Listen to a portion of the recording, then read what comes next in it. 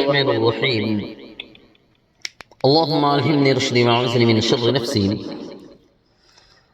بات چل رہی تھی کائنات کے حالات کے بارے میں کہ کائنات کے احوال کیا ہے۔ تو اہل فلکیات کی نظر میں جو اسٹرونومر ہے وہ اہل فلکیات کہتے ہیں کہ کائنات کی عمر ابھی 13 ارب 82 کروڑ سال ہے۔ 13 ارب 82 کروڑ 42 لاکھ سال وہ بتاتے ہیں۔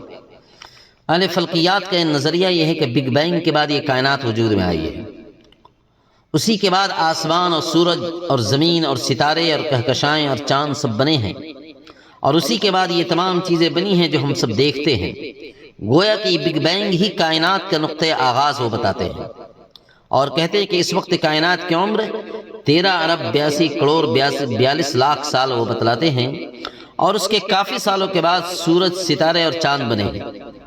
لیکن ایک مومن اور ایک مسلمان کا نظریہ یہ ہے، یہ کائنات جب بھی بنی ہو، یہ کائنات کو اللہ نے جب بھی بنایا ہو، لیکن اس کو اللہ ہی کی ذات نے بنائی ہے، اس کے علاوہ کوئی اور پیدا کرنے والی ذات نہیں ہے۔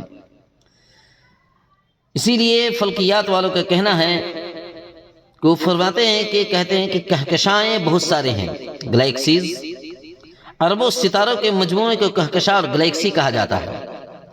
اسی طریقے سے اربوں کہکشاؤں کے مجموعے کو گلیکسیز وہ کہتے ہیں، اور اربوں چھوٹے چھوٹے گلیکسی کے مجموعے کو سپر کلوزر کہتے ہیں۔ جس گلیکسی میں ہمارا سورج اور چاند چل رہا ہے، اس گلیکسی کو ملکی وے وہ کہتے ہیں۔ اس فضا میں 31 قسم کے ملکی وے وہ بتلاتے ہیں۔ کل ملکی وے اور کیا کل گلیکسیز اور کل ستارے کتنے ہیں، یہ اللہ کے سوا کسی کو معلوم نہیں ہے۔ وہ اہل فلکیات جو ایسٹرونومر ہیں، وہ دوربین لگا کر کے آسمان پہ جو کچھ دیکھتے ہیں اور سامنے جو نظر آتا ہے اسی کو وہ بیان کرتے ہیں۔ آسمان میں پھیلے ہوئے ملکی وے یا پھیلے ہوئے گلیکسیز جو انہیں نظر نہیں آتے، وہ کتنے ہیں اس کے بارے میں وہ تو خاموش ہیں، ان کا وہ علم نہیں ہے، لیکن اللہ کے علم میں سب کچھ ہے۔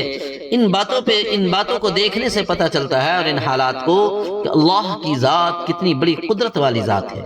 اللہ جو بادشاہوں کا بادشاہ ہے، جو احکم الحاکمین ہے، الیس اللہ باحکم الحاکمین، جو اللہ احکم الحاکمین ہے، پوری کائنات کے نظام کو اللہ تبارک و تعالی کتنی سوجھ بوجھ اور کتنی بہترین انداز میں اللہ تبارک و تعالی چلا رہا ہے۔